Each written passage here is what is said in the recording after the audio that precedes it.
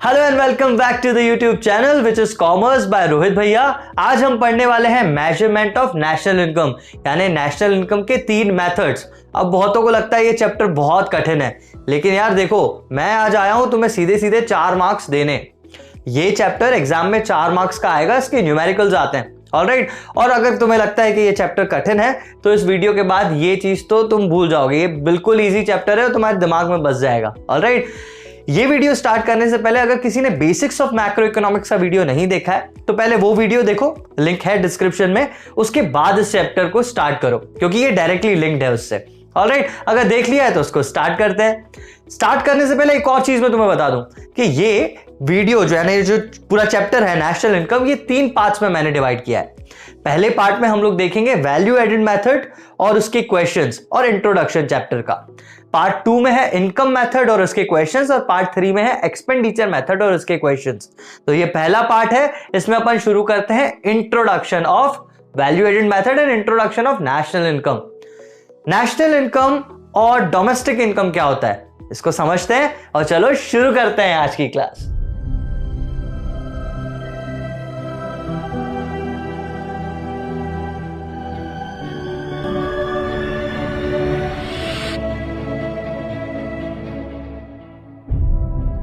हाँ तो बच्चों, सबसे पहले हम देखते हैं कि क्या होता है डोमेस्टिक इनकम और क्या होता है नेशनल इनकम।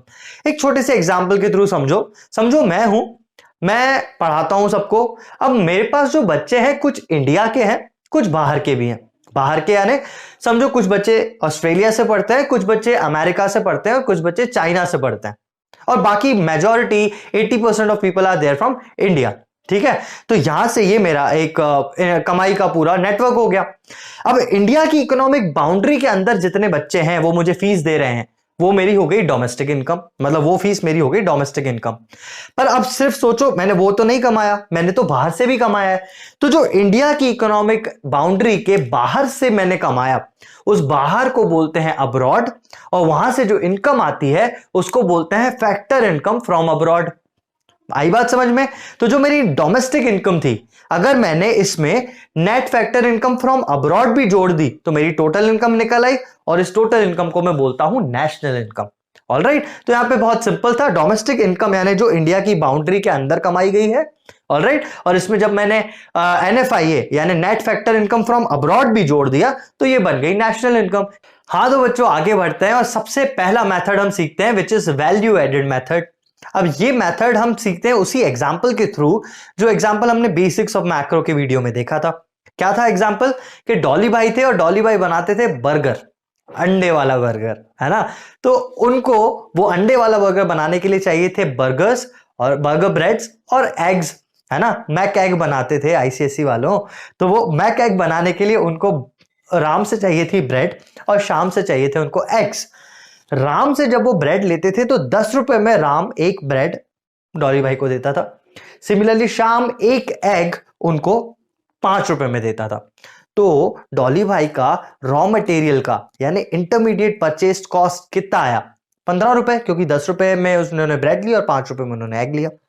अब उन्होंने वो लिया और उन्होंने एक बर्गर बनाया, और बर्गर बना के जब उन्होंने बेचा तो वो 25 रुपए में बेचा एक कस्टमर को। तो डॉली भाई ने वैल्यू ऐड की यहां पे, इसी को ही बोलते हैं वैल्यू एडिशन। और यहां पे कैसे वैल्यू ऐड हुई, ध्यान से देखो। सबसे पहले तो समझो राम और शाम को कोई भी पैसा नहीं देना पड़ता इस ब्रेड और एग्स के लिए। समझो उनके घर की खेती है तो उनको 0 कॉस्ट में पड़ता है ये चीज। घर पे ही राम उगाता है ब्रेड के लिए गेहूं वगैरह, और मुर्गियां भी शाम के पास हैं ही, तो वो एग फ्री में दे देती हैं, और ये 5 रुपए में बेचता है। तो ये 0 रुपीज में पड़ा और उन्होंने 10 रुपए में आगे बेचा। शाम ने भी 0 रुपीज में अंडा कहीं से अरेंज किया और 5 रुपए में डॉली भाई को बेचा। डॉली भाई ने 15 रुपए खर्च किए और 25 रुपए में एक चीज को आगे बेचा। तो यहां पे वैल्यू एडिशन इन तीनों लोगों ने किया। राम ने वैल्यू एडिशन किया 10 रुपए का, शाम ने वैल्यू एडिशन किया 5 रुपए का। अब ये वैल्यू एडिशन 15 रुपए का हो चुका था जब ये डॉली भाई के पास गया। अब डॉली भाई ने इसमें 10 रुपए का और वैल्यू एडिशन किया, बर्गर बनाया, तो वैल्यू एडिशन किया और उसमें उसको 25 रुपए का आगे कस्टमर को बेचा। अब कस्टमर तो आगे बेचता नहीं है, वो खा लेता है। तो यहां पे अगर वैल्यू एडिशन की सिर्फ मैं बात करूं तो राम का 10 रुपए, शाम का 5 रुपए और डॉली भाई का 10 रुपए, 10, 10 और 5 यानी 25 रुपए का वैल्यू एडिशन हुआ। यही है वैल्यू एडेड मेथड यार। हम ओवरऑल इकोनॉमी में जितना भी वैल्यू एडिशन हो रहा है, अगर उसको मैं प्लस कर दूं तो ये मेरा नेशनल इनकम बताएगा। सिंपल सी बात है, 10 रुपए इसने कमाए, 10 रुपए इसने कमाए, 5 रुपए इसने कमाए, ऐसे इकोनॉमी में सारे लोगों ने जितना वैल्यू एडिशन किया होगा उतना कमाया होगा, उन सबको अगर मैंने प्लस कर दिया तो वैल्यू एडेड मेथड बन जाता है। आ गई बात समझ। अब देखते हैं इसका फॉर्मूला कैसा है। यहां देखो, सबसे पहले वैल्यू एडेड निकालने के लिए हमें क्या करना पड़ता है, वैल्यू ऑफ आउटपुट में से इंटरमीडिएट परचेस माइनस करना पड़ता है।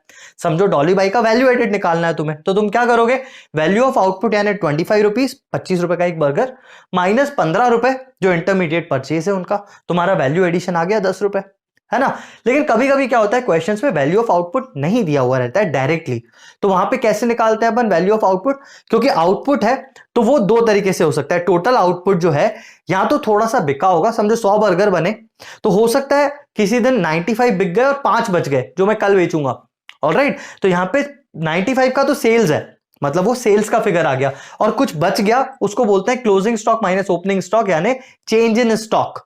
वो होता है चेंज इन स्टॉक, यानी टोटल निकालने के लिए sales plus change in stock में देखूंगा। Total value of output is equals to sales plus change in stock. अब कभी कभी सेल्स भी नहीं दिया हुआ रहता है, तो सेल्स कैसे निकलता है, सिंपल है यार, वो तो क्वांटिटी इंटू प्राइस करेंगे तो सेल्स निकल जाएगा, ऑलराइट। अब ये डिफरेंट फॉर्मूले हैं सारे, लेकिन अगर तुम समझो तो कोई दिक्कत नहीं आएगी। देखो, वैल्यू एडेड निकालने के लिए आपको चाहिए value of output minus intermediate purchase. अगर वैल्यू ऑफ आउटपुट नहीं दिया हुआ है तो क्वेश्चन में सेल्स और चेंज इन स्टॉक दिया हुआ रहेगा, sales plus change in stock करके आप वैल्यू ऑफ आउटपुट निकाल लो। अगर ये भी नहीं दिया हुआ है, सेल्स भी नहीं दिया है, तो आप क्वांटिटी इंटू प्राइस कर लो तो सेल्स निकल जाएगा। क्वांटिटी इंटू प्राइस करके आप सेल्स निकालो, उसमें चेंज इन स्टॉक प्लस करो, आ जाएगा आपका वैल्यू ऑफ आउटपुट, उसमें से इंटरमीडिएट परचेस माइनस करो, आपका आ जाएगा वैल्यू एडेड। अब ये वैल्यू एडेड आ गया, सिंपल था ये, इसको रट लो तुम लोग यार, कोई दिक्कत नहीं है, समझ में तो आ गया होगा, लेकिन रटना तो पड़ेगा ना यार, तो इसको रट लो।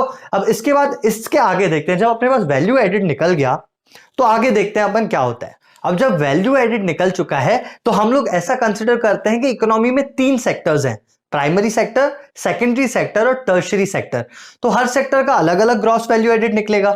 सबसे पहले अपन ने ग्रॉस वैल्यू एडेड निकाला प्राइमरी सेक्टर का, लिख दिया अपन ने उसको GVAMP, gross value added at market price of primary sector, gross value added at market price of secondary sector and gross value added at market price for of tertiary sector. अब तीनों के gross value added को जब plus किया तो आ जाता है GDP-MP।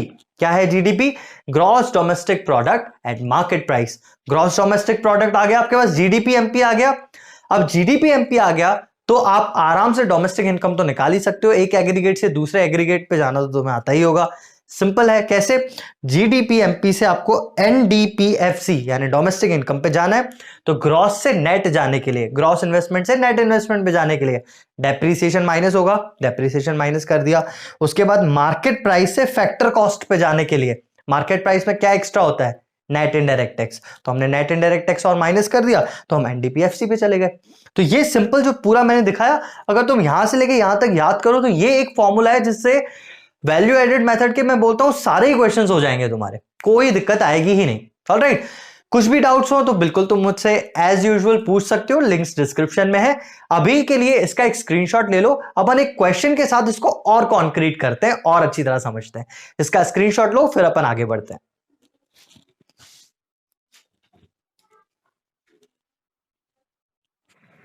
हाँ तो बच्चे, यहां पे अपने लिए क्वेश्चन क्या कहता है? Calculate GVA at FC, gross value added at factor cost. याद रखना कि जब तुम वैल्यू एडेड मेथड करते हो तो वहां तुम्हारा निकलता है gross value added at market price या फिर gross domestic product at market price. सारे GVAs को ऐड करेंगे तो ग्रॉस डोमेस्टिक प्रोडक्ट बन जाएगा, पर होगा वो मार्केट प्राइस पे। GDP-MP या GVA-MP यहां पे निकालने को बोला है gross value added at factor cost. तो देखो, इसको कुछ चेंज नहीं कर सकते, आप साइड में बस लिख लो कि हाँ भाई gross value added at factor cost निकालना है। हम जो मेथड लगाएंगे उससे gross value added at market price ही निकलेगा। ठीक है, शुरू करते हैं क्वेश्चन। देखो क्वेश्चन में क्या लिया है, कैलकुलेट GVA-FC। अब देखो क्वेश्चन तो इतना बड़ा दिया हुआ है, मैं क्या करूंगा इसको पढ़ के? मुझे डायरेक्टली ये सोचना है, मुझे ये GVA देख के समझ में तो आ गया कि वैल्यू एडेड मेथड लगाना है। मैं डायरेक्टली वैल्यू एडेड का फॉर्मूला लगा दूंगा यहाँ पे। कैसा है फॉर्मूला? ग्रॉस वैल्यू एडेड यानी वैल्यू एडेड निकालने के लिए आपको चाहिए value of output minus intermediate consumption, ये फॉर्मूला है। अब इस क्वेश्चन में देखो कि क्या क्या दिया हुआ है और क्या क्या पुट करना है। देखो यहां क्या दिया हुआ है, यहां पे वैल्यू ऑफ आउटपुट दिया हुआ है क्या? देखो वैल्यू ऑफ आउटपुट नाम से कुछ भी नहीं है, नहीं है। इंटरमीडिएट परचेज तो है, लेकिन यहां पे दिया हुआ है देखो इंटरमीडिएट कॉस्ट, ठीक है। यहां पे अपन देखेंगे value of output minus intermediate consumption. Intermediate consumption तो दिया हुआ है, वैल्यू ऑफ आउटपुट नहीं दिया हुआ, तो हम अब क्वेश्चन में क्या सर्च करेंगे? हो सकता है sales plus change in stock दिया हो। देखेंगे सेल्स और चेंज इन स्टॉक है क्या। देखो सेल्स यहां है क्या? सेल्स कहीं पे भी नहीं दिया हुआ, सेल्स नहीं दिया हुआ है, लेकिन चेंज इन स्टॉक के लिए अपने को चाहिए closing stock minus opening stock, दोनों दिख रहे हैं 3000 और 2000, क्लोजिंग स्टॉक और ओपनिंग स्टॉक दोनों दिए हुए हैं, हम इनको पुट करेंगे। चेंज इन स्टॉक यानी 3000 minus 2000, closing stock minus opening stock अपन ने कर दिया। सेल्स अभी भी नहीं दिया हुआ है, तो हम सेल्स को कैसे निकालते हैं भाई? प्राइस इनटू क्वांटिटी देख लो, अगर सेल्स नहीं दिया है तो इसका फॉर्मूला होता है प्राइस इनटू क्वांटिटी। प्राइस और क्वांटिटी दिया हुआ है क्या? देखो यूनिट सोल्ड यानी क्वांटिटी और प्राइस पर यूनिट यानी प्राइस। प्राइस और क्वांटिटी दिया हुआ है वो मैंने यहां डाल दिया। देखो 30 अपना प्राइस था और क्वांटिटी था 1000, ये आ गया 30 इंटू 1000 से सेल्स का फिगर आ गया मेरे पास 30,000। 30,000 सेल्स आ गया, प्लस 3000 माइनस 2000 कितना होता है 1000, यानी 30,000 प्लस 1 31,000 अपना वैल्यू ऑफ आउटपुट आ गया, ठीक है। यहां पे मैं लिखूंगा 31,000। अब 31,000 माइनस 12,000 करूंगा तो वैल्यू एडेड आ गया मेरे पास। ऐसे करना है, हम कभी भी क्वेश्चन पढ़ के पूरा का पूरा और उसके बाद आंसर पे नहीं जाएंगे, हम अपना आंसर अपने फॉर्मूले लिख लेंगे, फिर हमें जो जो चाहिए हम वो सेट ऑफ इंफॉर्मेशन क्वेश्चन से ढूंढेंगे। ये चीज ध्यान रखना, कोई भी पहले क्वेश्चन पढ़ेगा कुछ क्या ही समझ में आएगा यार, उसमें इतने फिगर दिए हैं, तुम्हें क्या समझ में आ रहा है कौन सा कहां डालना है? तुम्हें एक अपना फॉर्मूला याद करना है, उस फॉर्मूले के हिसाब से फिगर्स क्वेश्चन में से ढूंढने हैं। सबसे पहले ये डिटरमाइन करना है कि कौन सा मेथड आया, मेथड एक बार समझ में आ गया, फिगर्स ढूंढो तुम क्वेश्चन में से। यहां पे सारे फिगर्स हमने ढूंढे, ये प्राइस इंटू क्वांटिटी से ये 30,000 प्लस 1000 31,000 यहां लिखा, 31,000 माइनस 12,000 कितना होता है 19,000। ये 19,000 आ गया gross value added at market price, ये मैंने यहां लिख दिया gross value added at market price 19,000 मेरा आ गया। अब मुझे gross value added at market price नहीं चाहिए था, मुझे तो चाहिए था gross value added at factor cost. अब फैक्टर कॉस्ट पे जाना है, मार्केट प्राइस दिया हुआ है तो मुझे क्या करना है, मार्केट प्राइस में से नेट इनडायरेक्ट टैक्स माइनस कर दो तो आ जाएगा आपका gross value added at factor cost. अब नेट इनडायरेक्ट टैक्स दिया हुआ है क्या? फिर से वहां पे चलेंगे, देखेंगे नेट इनडायरेक्ट टैक्स दिया हुआ है क्या? नहीं यार, नेट इनडायरेक्ट टैक्स नाम से तो कुछ नहीं दिया, लेकिन यहां पे दो चीजें दी हुई हैं, एक्साइज ड्यूटी और सेल्स टैक्स।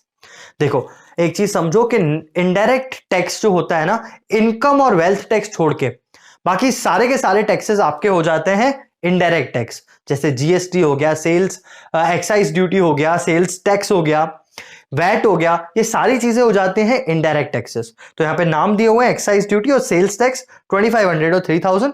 मैंने नेट इनडायरेक्ट टैक्स तो दिया नहीं था, तो मैंने इन दोनों को माइनस कर दिया 2500 और 3500, दोनों माइनस करने के बाद 19,000 में से जब ये दोनों माइनस किए तो आंसर आ गया 13,000। ये 13,000 मेरा gross value added at factor cost है। हो गया क्वेश्चन खत्म। यहां पे जीवीए एफसी 13,000 क्वेश्चन खत्म, बस इतना ही करना था। प्रेजेंटेशन आप ऐसा करो या पॉइंट्स में 1 2 3 4 लिखो, वैसा करो, तुम्हारी मर्जी, जैसा करना है करो। आंसर आपका आना चाहिए, कैलकुलेशन आपका दिखना चाहिए।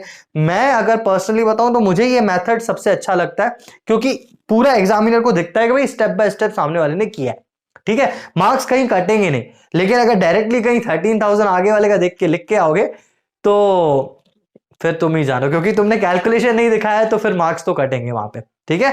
कैलकुलेशन दिखाना जरूरी है, तो और कैलकुलेशन इस वे में तुम लोग दिखा सकते हो। अब यहाँ पे सीखने को क्या मिला तुम्हें? देखो क्वेश्चन तो तुम लोग कर लोगे, कोई दिक्कत नहीं है। ध्यान रखना जब क्वेश्चंस कर रहे हो तो पहले हमको फॉर्मूला अपना जो याद किया हुआ है वो लिखना है, उसके हिसाब से अपने को जो भी डेटा है वो सर्च करना है क्वेश्चन में से। क्वेश्चन में से कोई पॉइंट 1 उठा के, यूनिट सोल्ड उठा के उसको मैं कहीं पे नहीं लगाऊंगा, ठीक है।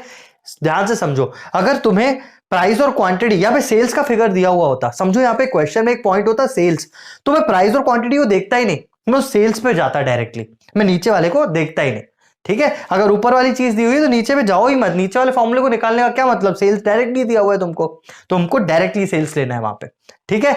ये थे क्वेश्चंस। इसके बाद में एक और क्वेश्चन दिखाता हूं, ये क्वेश्चन तुम करो, उसके बाद उसका सोल्यूशन है। देखो कोई भी डाउट्स हो एज यूजुअल डिस्क्रिप्शन में मेरा कांटेक्ट है, आप बिल्कुल कांटेक्ट करो। पर मेरे हिसाब से इन चीजों को जैसे मैंने तुम्हें बताया, ये सारे पॉइंट्स अगर ध्यान में रखोगे तो बहुत इजी है, क्वेश्चंस इजीली हो जाएगा, ठीक है। आता है अपना क्वेश्चन, उसको करो, उसके बाद आगे बढ़ते हैं।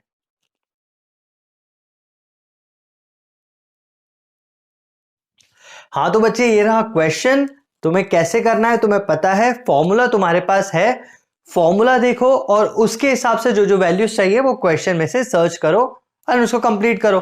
ठीक है, वीडियो पॉज करो और जल्दी से इस क्वेश्चन को करो, मैं मिलता हूं इसके एक्सप्लेनेशन पे।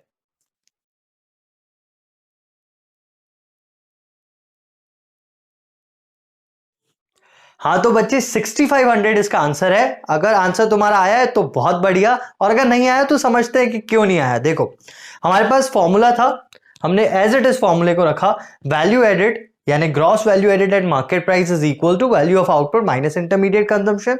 हम देखते हैं क्या वैल्यू ऑफ आउटपुट और इंटरमीडिएट कंजम्पशन दिया है क्या। वैल्यू ऑफ आउटपुट नाम की तो कोई सी भी चीज नहीं थी, इंटरमीडिएट कंजम्पशन लेकिन यहां पे था विच वाज 8000। मैंने 8000 यहां पे पुट किया, और क्योंकि वैल्यू ऑफ आउटपुट नहीं दिया है तो मैं आगे वाले स्टेप को देखूंगा, sales plus change in stock. देखो सेल्स और चेंज इन स्टॉक दिया हुआ है क्या, दिया है। सेल्स तो नहीं दिया लेकिन चेंज इन स्टॉक के लिए मुझे दिया है नेट चेंज इन स्टॉक -500। अब देखो क्योंकि चेंज इन स्टॉक डायरेक्टली दिया है, आपने यहां पे डायरेक्टली डालना है, अपने साइन चेंज नहीं करने। हमने फॉर्मूले में plus sales plus change in stock लेना है ना, तो मैं प्लस -500 लिखूंगा। माइनस प्लस माइनस होता है, ये मैं बाद में देखेंगे, अभी मैं इसको ऐसे लिख दूंगा। अब सेल्स नहीं दिया हुआ है तो क्वांटिटी इंटू प्राइस दिया हुआ रहेगा। क्वेश्चन में क्वांटिटी और प्राइस दोनों दिया था। 800 इंटू 20, 800 इंटू 20 करेंगे कितना आ जाएगा भाई, 16000। चलो भाई 16000 लिख दिया। 16000 प्लस माइनस माइनस होता है, 16000 माइनस 500 तो 15500। ठीक है, 15500 माइनस 8000 कितना होता है, 7500। अब मेरा वैल्यू एडेड जो है वो 7500 आ चुका। ठीक है, मैं gross value added at market price को 7500 लिखूंगा, लेकिन मुझे निकालना क्या था, क्वेश्चन क्या बोलता था कि मुझे नेट वैल्यू एडेड निकालना है, net value added at market price.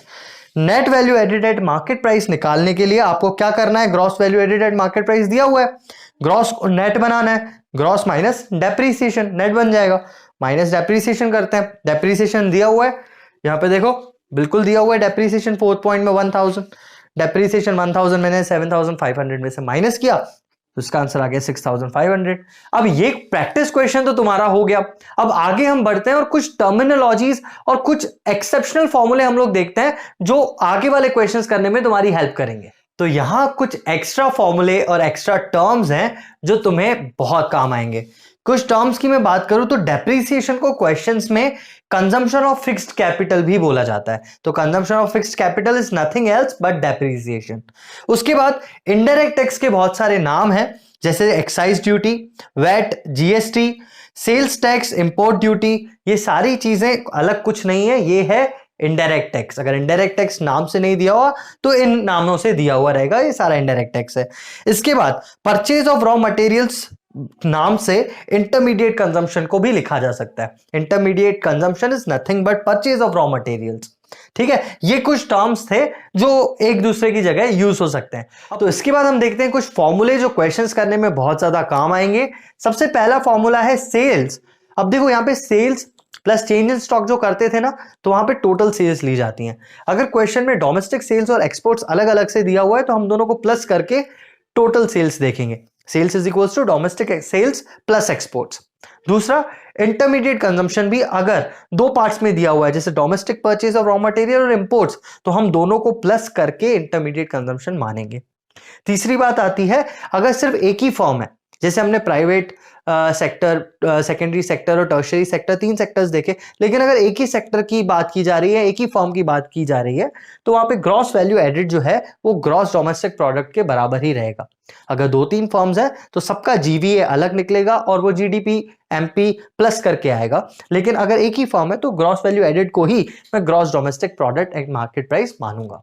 तो ये थे कुछ टर्म्स और कुछ फॉर्मूले जो क्वेश्चंस करते टाइम तुम्हें बहुत ज्यादा हेल्प करेंगे। अब इसके बाद हम लोग पढ़ेंगे इनकम मेथड। उससे पहले तुम इसके कुछ क्वेश्चंस करो, उसके बाद तुम पार्ट 2 यानी इनकम मेथड पे जाओ। उस वीडियो का लिंक जो है उस डिस्क्रिप्शन में है, और एंड होगा जैसे ही वीडियो तो थंबनेल भी आ जाएगा। तो that is all for today, मिलते हैं नेक्स्ट क्लास में।